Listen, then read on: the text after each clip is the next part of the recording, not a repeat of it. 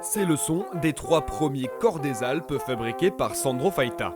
Cet ancien musicien professionnel devenu ébéniste dans le quartier de la Croix-Rousse à Lyon a fait le lien entre ces deux passions, le travail de la matière et la musique grâce à cet instrument atypique. C'est l'instrument qui, non amplifié qui porte le plus loin, on dit 17-18 km de portée. Donc au début c'était un tronc d'arbre évidé, assez long, mais d'un seul tenant.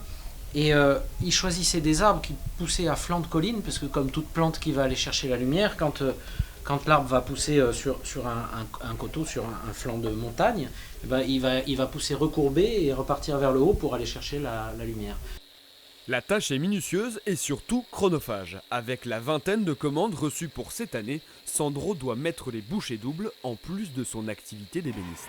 Je devrais arriver en 2 mois à en faire 5-6 peut-être.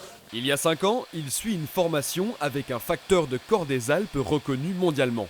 Il reprend une ébénisterie à Lyon et se lance dans son projet ambitieux. C'est un choix à un moment de ma vie. J'ai une belle carrière de musicien, je ne me voyais pas continuer, puis j'avais besoin de quelque chose d'un petit peu plus matériel, on va dire.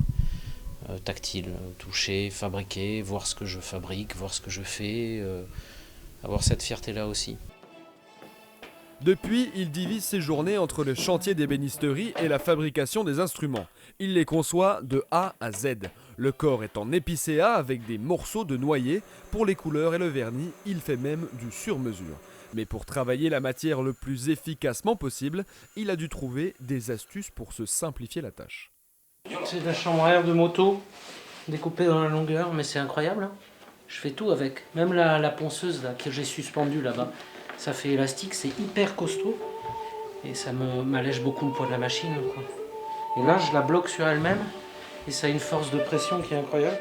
Avec ses 3,50 m de long, le corps des Alpes n'est pas destiné à tout le monde. Pour l'instant, Sandro a reçu des commandes de musiciens et collectionneurs de plusieurs pays, mais l'instrument peut aussi avoir un objectif pédagogique.